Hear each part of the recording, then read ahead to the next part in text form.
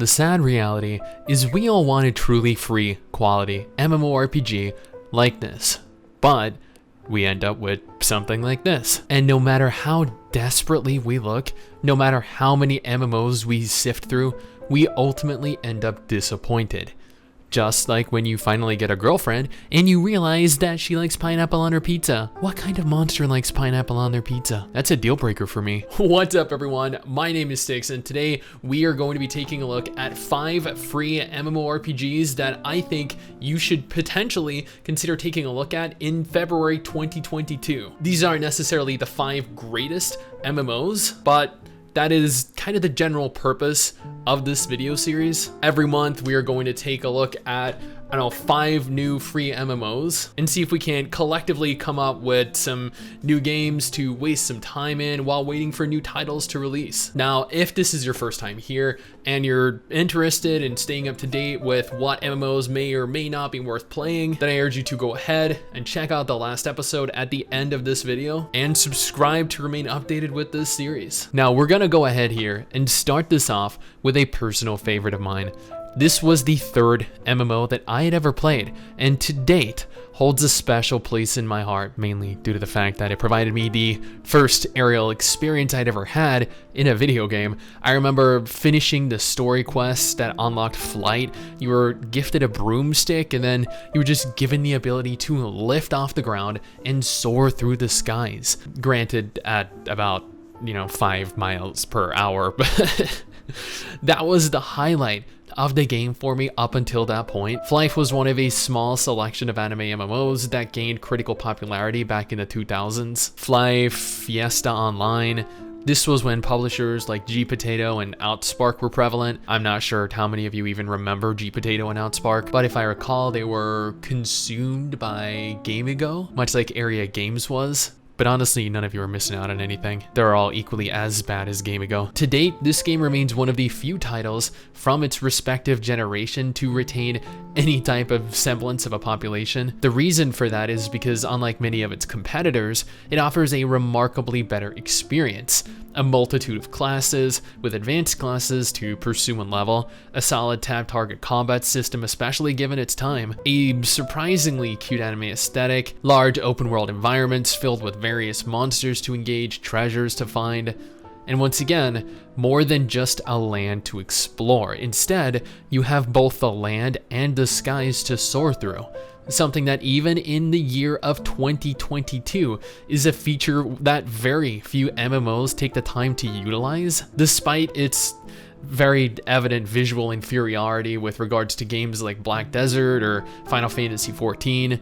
This game still remains one of the few anime MMOs out there worth dedicating time to. Well, that haven't shut down. One of, I said, not the only. There are maybe 5, maybe 6 anime MMOs total that I believe are worth investing yourself in, and Dragon Nest just so happens to be another one of them. I streamed quite a bit of Dragon Nest recently actually over on Twitch, as I had never had the opportunity to in the past, and admittedly I did have a lot of fun. I believe the game has changed quite significantly from what it once was, but that is not always for the worse. Coming into the game as a new player with a fresh, unbiased, non-judgmental disposition really allowed for me to enjoy what makes Dragon Nest a whole lot of fun.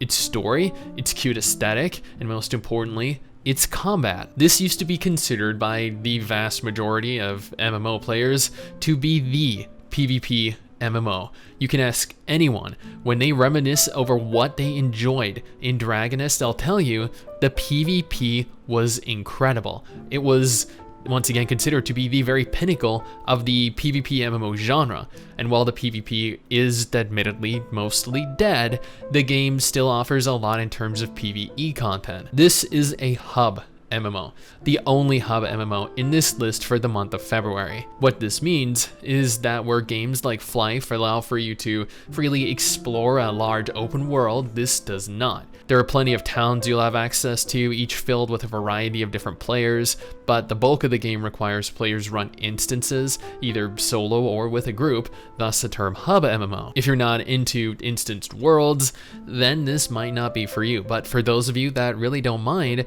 you'll struggle struggle to find an anime MMO this fun in terms of raw gameplay. Honestly, if I had to rate this game on a scale of 1 to 10, I would probably only give it about a 5 overall, but there are certain aspects of it that warrant its inclusion this month. This is the only MMO of its kind. This game is dark. This game is gritty. Sure, the combat is tab target, but what you're capable of doing to enemies is honestly quite shocking. You're fully capable of dismembering individual body parts.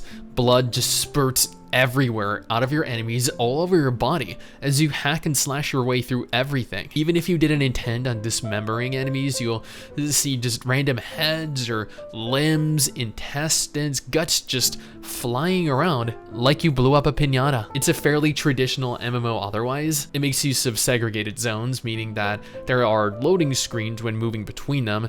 Again, combat is tab target and a slower form of it at that. Graphically, the game looks pretty good, enemies can be pretty detailed, and character models themselves look great. Unfortunately, the population in Requiem is one of the lowest that I have come across in any MMO, which is partly due to its unique setting, I guess, and partly due to the fact that Warp Portal, the team in charge of the game, are absolutely garbage. But if you're looking for an interesting change of pace to what we typically find within the genre, this might be worth looking at. While many of you have likely never played FLYFF or Dragon Nest or Requiem, I'm sure the vast majority of you have played Guild Wars 2. It's one of, if not the largest free MMORPG after all. Well, most of us consider it a free MMO. However, expansion content requires you to purchase it, which technically means additional content after you finish the game is paid DLC. I'll leave it up to you to determine whether or not that qualifies Guild Wars 2 as a fully free-to-play game. Regardless, Guild Wars 2 is the highest quality free MMO that you will find in this list, or in any list, really. There just isn't any other free title that comes close to providing what this game does in terms of graphics, in terms of gameplay, story, content, or just sheer freedom. The hybrid action combat is some of the most fluid, comfortable combat that you'll come across that is not full action or full tab target. Swords of Legends Online and Revelation Online attempted something similar, and both came up incredibly clunky. The world is enormous, one of the largest worlds that I've explored in the genre. It employs a segregated world, but the zones are just so large, the small loading screen is almost unnoticeable. This is also one of the few titles in the MMO genre that have a story worth listening to. Typically, we skim through the story because, well, nobody ever said that MMO developers could craft a quality narrative, yet a handful of them can. This just so happens to be one of those games. Given expansion content does require a purchase and the cash shop is relatively fair, ArenaNet, the developers, have enough funding to continue to push out regular content, albeit not nearly as frequently as some of its competition like Final Fantasy XIV or Black Desert Online. And with their brand new expansion launching this month, now is the perfect opportunity to get into the game. If you only have time to play a single free MMO, this is your best bet. You will not find a better home than in Guild Wars 2. Scarlet Booba, Scarlet Blade. There we go. Why was that so difficult to say? There aren't really very many futuristic sci-fi MMOs out there. Star Trek Online, Star Wars The Old Republic, PSO2 and PSO2 Genesis, RF Online, I think that about sums them all up, and while they are all great games in their own right and will be included in future months' episodes, today we're talking about Scarlet Booba. This is a very traditional MMO with a hybrid tab target combat system, meaning that unlike Guild Wars 2, which leans towards more action-oriented gameplay, Scarlet Booba leans more towards tab target with some abilities that don't require a target to use. This game, as noted, is set in a futuristic world. There are a ridiculous number of quests to take, most of which don't require you to track your way back to the NPC to complete them or to accept them, now that I think about it, meaning that once you leave an area, you can continue to progress and navigate to each quest objective without worrying about returning to whatever hub you took all your current quests from. This is especially helpful if you're lazy like me. There's a very large emphasis on a slightly more mature theme. You'll notice right away within the first 30 seconds of selecting your class what I mean by this. if you don't share an appreciation for plot points like what is offered in game, then you know what, no problem. Games like this, games like Terra or Bleeding Soul or Black Desert probably just aren't for you. Unfortunately, the original version of SCARLET BOOBA was shut down by Area Games years ago, so all that's left available is the Vendetta incarnation of the game. If I recall, they do have increased raids, which makes the game easier to progress through and get into. Now, you might be wondering to yourself, hey Six, why are you only listing 5 free-to-play MMOs? And that is because I wanted to keep the number of MMOs included each month to a maximum of 5. On the one hand, it makes it easier for me because I don't have to talk about 120 different games over the course of the entire year. And on the other hand, I really do not think that there are 120 free-to-play MMORPGs left right now, if we disregard browser games and mobile games anyway. I do want to note, however, that I made every attempt to keep every MMO in this list to a different subgenre: anime, sci-fi, fantasy, action, tab target, hybrid. I feel like in a list like this, in future lists each month, keeping games as varied as possible will make it easier, I think, to cater to as large a number